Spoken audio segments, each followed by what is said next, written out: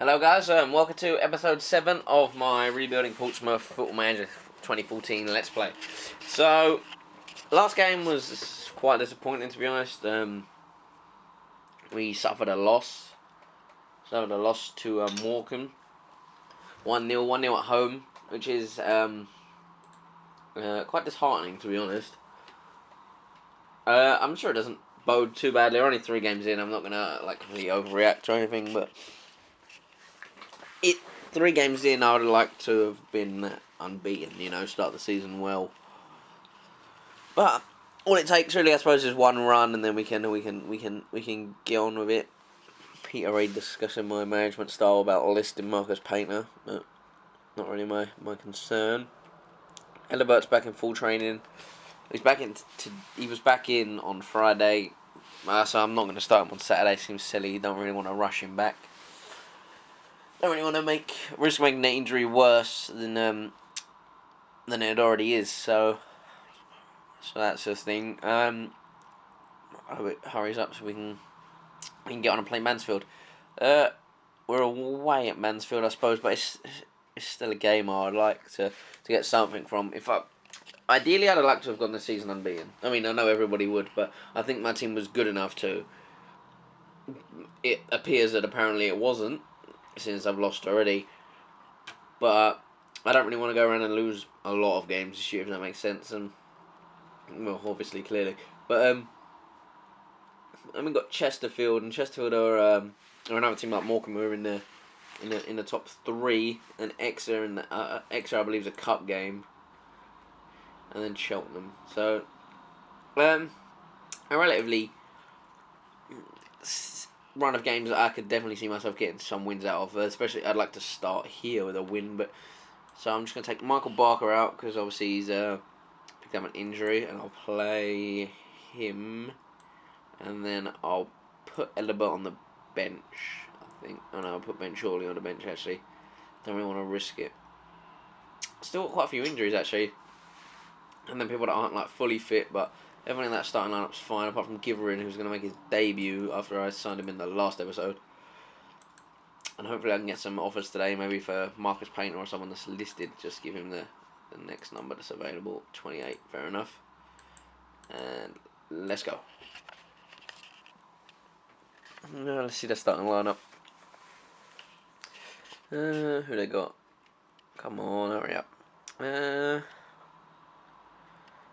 Fair enough. Potentially. Alright, I'm actually happy with that lineup. My lineup, anyway.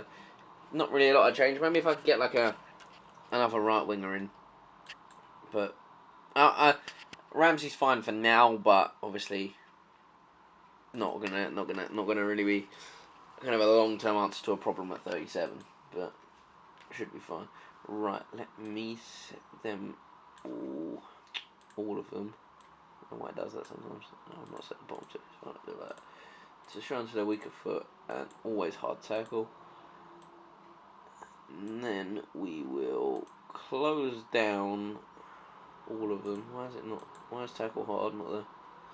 And tight mark the front two. I wanted tackling hard for all of them.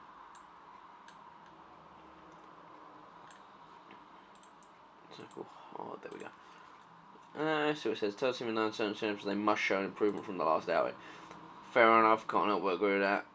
I'm expecting to see a much better. I'll definitely see a better performance.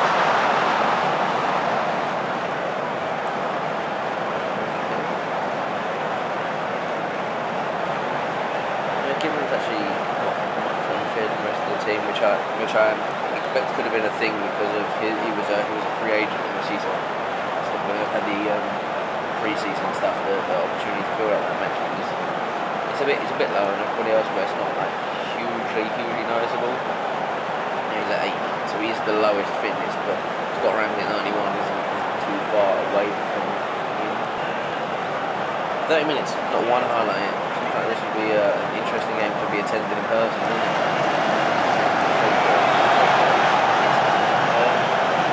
That's actually annoying for me because after Jake Jones, I got David Connolly, who's 36, and he was probably 17, so choices up for him are kind of one extreme or another. However, his fitness is coming back up. So I do believe that it would probably be alright to stay on. I'll start more before the end, probably. But not massively more noticeable. But I think we've actually gone through a first half without one highlight. Yep. Hugely interesting game. This only the best brought to you on this channel. The most interesting games.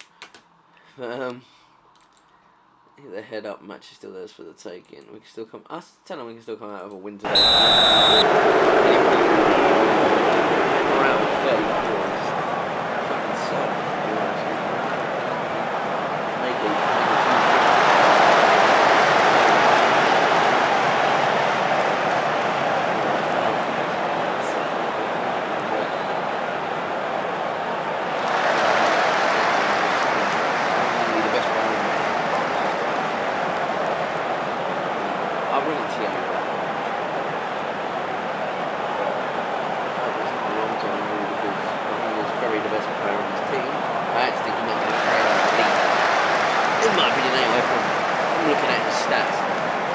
Certainly the one that's still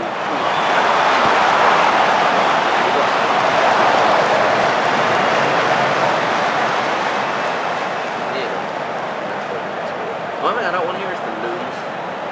If I could get a draw, like, I wouldn't be too upset.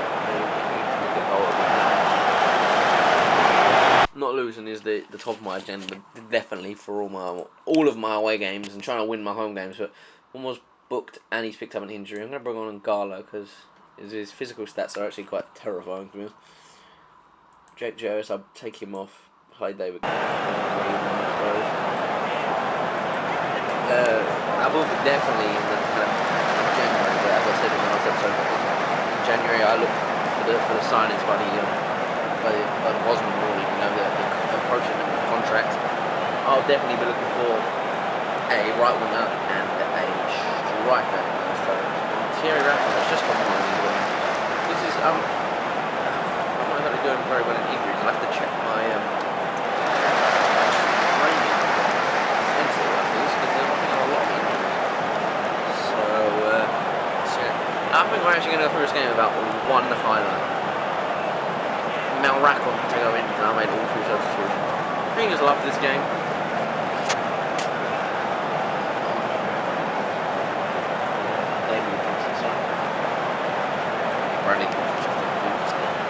He would be the best midfielder in the league. I honestly think we're going to get finished up one chance has apparently been created in this whole game.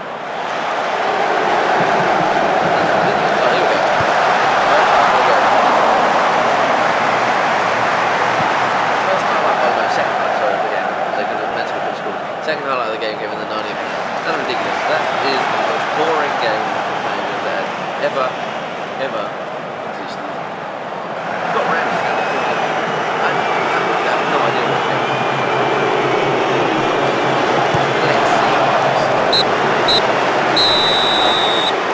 Fair enough. Oh, we won it back.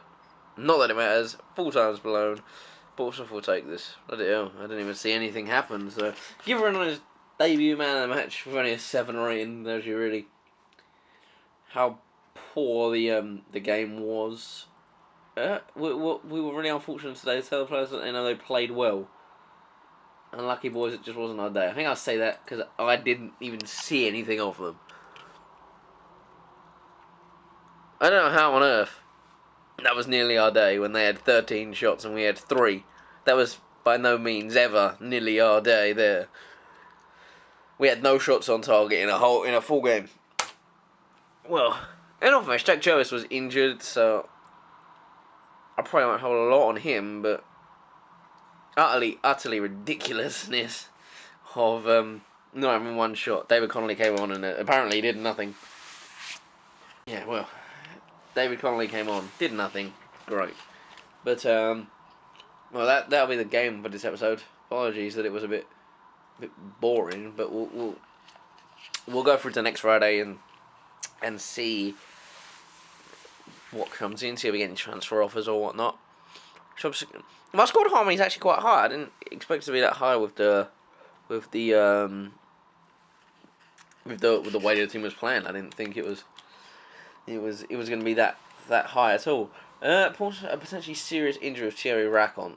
That's kind of not a huge thing to me. I want to know how long Simon Ferry's out for. Giverin makes debut. Is he a report on Thierry Rackon?